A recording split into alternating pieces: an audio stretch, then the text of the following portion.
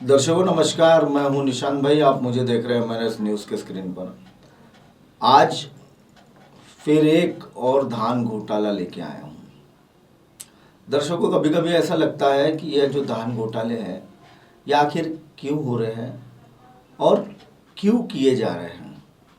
हाल ही में पिछले वर्ष जब आपने देखा था कि नेहरू भात गिरनी का गोरेगांव का मामला था, उसमें लगभग 3,78,00,000 का धान गायब नहीं था, लेकिन लोगों के पैसे लोगों के साथ बारह जोड़कर दूसरों के खाते में पैसे जमा करने का धोखाधड़ी का मामला दर्ज हुआ था। लगभग उसमें 22 से 23 लोगों पर अपराध दर्ज हुआ था। अब जो मैं आपको बता रहा हूं यह 3 फरवरी 2023 को दर्ज हुआ मामला है और यह मामले में लगभग एक जिला परिषद का मेंबर जो इस संस्था का अध्यक्ष है, जितेंद्र बबलू कटरे। अब जितेंद्र बबलू कटरे के बारे में मैं आपको थोड़ा सा बता देता हूँ विस्तार पूर्वक।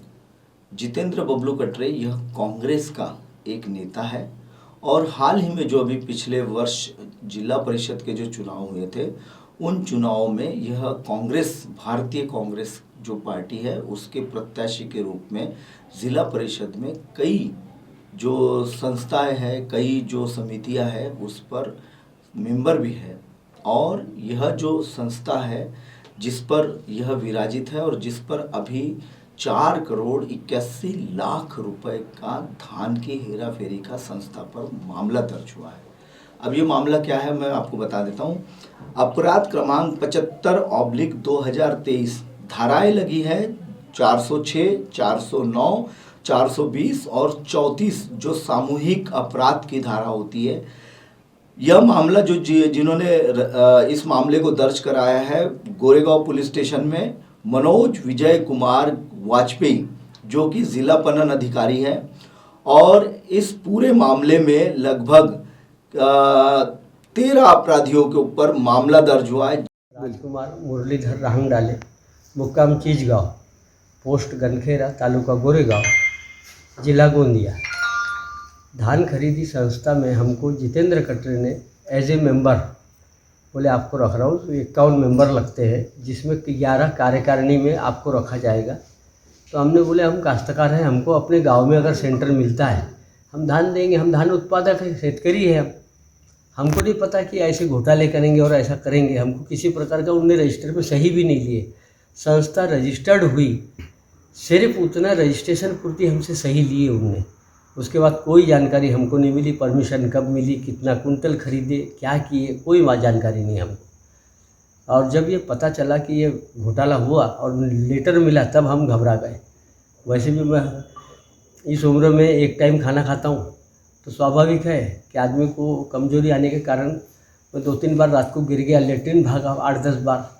तो मैं पीएचसी में आके यहाँ शिकायत बताया डॉक्टर साहब को मेरी ऐसी हालत हो गई, तो उन्होंने मेरे को एडमिट किया है।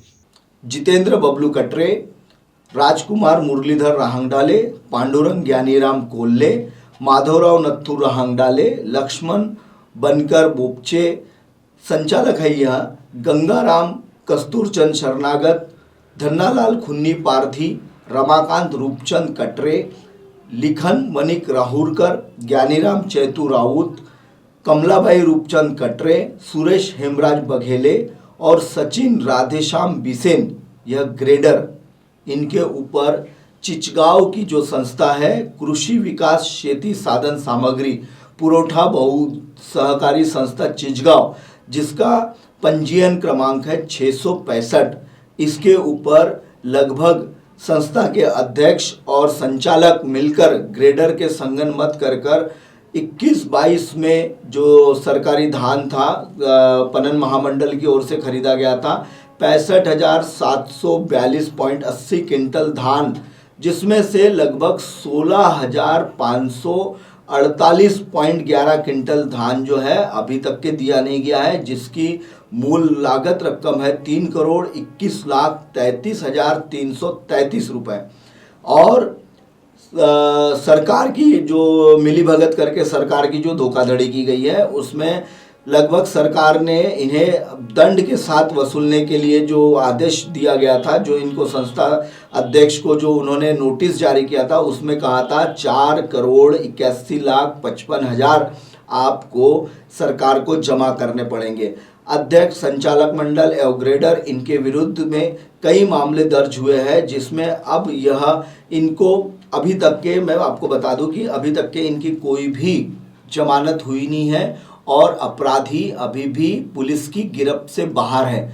लगभग आपको बता दूं कि गोंदिया जिले के गोरेगांव तहसील के तहत आने वाला जो गोरेगांव का जो पुलिस थाना है, इस थाने में अभी तक के 2 बड़े अपराध दर्ज हो चुके हैं धोखाधड़ी के, जिसमें पहले वाले मामले में जो नेहरू भात गिरनी का मामला था, उसमें तो गिरफ्तारियां तत्काल हो गई थी, लेकिन अब तक के गिरफ्तारियां हो नहीं पाई है।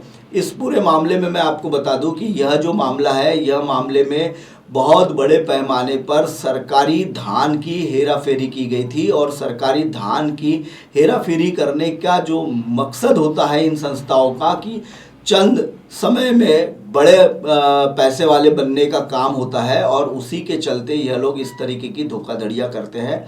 और बहुत सारी चीज़ें जो है, पहली बात तो सरकार ने इन्हें धान खरीदने की जो अनुमति दी गई है, वह भी देखा जाए तो इनलीगली थी और फर्जी थी, क्योंकि क दर्जे की जो भी संस्थाएं हैं उनका कभी भी कोई काम नहीं दिया जाता। क दर्जे की जो संस्थाएं होती है, वह संस्थाओं को निम्न दर्जे की संस्था कही जाती है। लेकिन पणन महामंडल के जो विजय वाजपेयी करके जो अधिकारी है, उन्होंने हाल ही में क दर्जे की लगभग 100 संस्थाओं को फिर से धान खरीदी करने की अनुमति दी गई है। और यह सारे मामले पर कहीं ना कहीं पणन महामंडल के अधिकारी भी जवाबदेही होते हैं।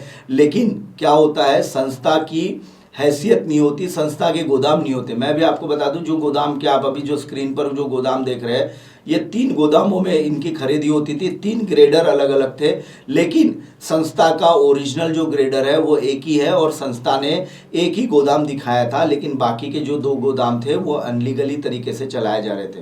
दर्शकों, फिलहाल वक्त हो चला एक ब्रेक का। ब्रेक से लौटने के बाद देखिएगा मेरे साथ देश और दुनिया की तमाम खबरें। बने रहिए MNS न्यूज़ पर।